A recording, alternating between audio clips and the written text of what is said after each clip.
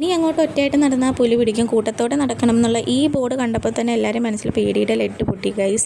ഇത് Tirupati vlog part number 3 ആണ്. കഴിഞ്ഞ വ്ലോഗിൽ പറഞ്ഞതുപോലെ തന്നെ നമുക്ക് പടി കയറി 1000 സംതിങ് ആയപ്പോൾ തന്നെ ഇത്രയും കടകൾ നമുക്ക് കാണാൻ പറ്റി. സത്യം പറഞ്ഞാൽ ഇത് ഇത്രയും കടകൾ എങ്ങനെ ഇവർ മലമുകളിൽ സെറ്റ് ചെയ്യുന്നുള്ളത് തന്നെ അത്ഭുതമുള്ളൊരു കാഴ്ചയാണ്. പിന്നെ നമ്മൾ അവിടെ നിന്ന് കയറി നടന്നു വരുമ്പോഴേക്കും കാണുന്നത് ഈ ഗോപുരമാണ്.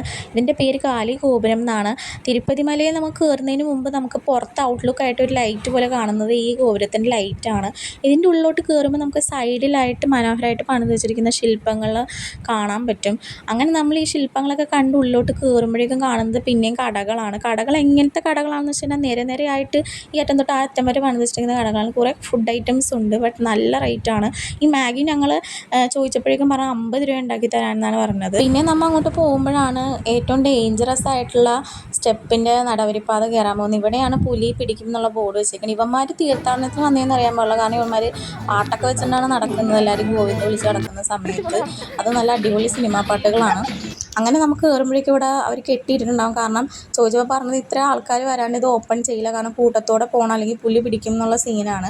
നമ്മൾ വെയിറ്റ് ചെയ്തുകൊണ്ടിരുന്നപ്പോഴേക്കും അത്യാവശ്യം പോലീസ് ഓഫീസേഴ്സ് സെക്യൂരിറ്റീസൊക്കെ വന്ന് ആൾക്കാരായപ്പോഴേക്കും നമ്മൾ തുറന്നു വിട്ട് നമുക്ക് ഇൻസ്ട്രക്ഷൻസ് ഒക്കെ തന്ന് നന്നായിട്ട് ഗോവിന്ദ വിളിച്ച് പോകണം, അല്ലെങ്കിൽ പുലി വരാൻ ചാൻസ് കൂടുതലാണെന്ന് പറഞ്ഞിട്ടാണ് പോകുന്നത്. അപ്പോഴേക്കും എല്ലാവരും ഗോവിന്ദയൊക്കെ വിളിച്ചതിൻ്റെ അകത്തോട്ട് കയറി അങ്ങ് നടക്കുകയാണ്. അങ്ങനെ നമ്മൾ സൈഡിൽ നടക്കുമ്പോഴേക്കും ഇതുപോലെ അവിടെയും കടകളൊക്കെ കാണാം. പിന്നെ കുത്തനെയൊക്കെ ഉള്ള സ്റ്റെപ്പുകളാണ്. സൈഡിൽ ഇതുപോലെ കുറേ ബോർഡ് വെച്ചിട്ടുണ്ടാവും.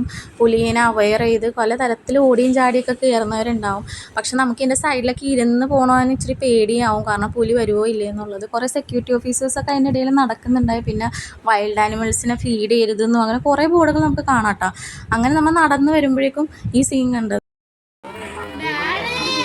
കണ്ടിട്ട് പേടിച്ച് ഡാഡിനെ വിളിച്ച കൊച്ചാണ്. ഇവൻ നമ്മുടെ പുറകെ പാട്ടും വെച്ച് ബോഡി ഗാർഡായിട്ട് അവിടെ നടപ്പുണ്ടായി. അപ്പോഴാണ് നമ്മൾ ഈ കാഴ്ച കണ്ടത്. ഇതെന്ത് ജീവിയാണെന്ന് മനസ്സിലായില്ല. പുറകെ നോക്കുമ്പോൾ പശുവിനെ പോലെയും ഫ്രണ്ടിൽ നിന്ന് നോക്കുമ്പോൾ ഒരു കഴുതയുടെ ലുക്കൊക്കെയാണ് നമുക്ക് തോന്നിയത്. സംഭവം മാനുമല്ല എന്താണെന്ന് മനസ്സിലായില്ല. പിന്നീടാണ് മനസ്സിലായത് ഇതൊരു മ്ലാവാണെന്നാണ് ഫ്രണ്ട്സ് പറഞ്ഞത്.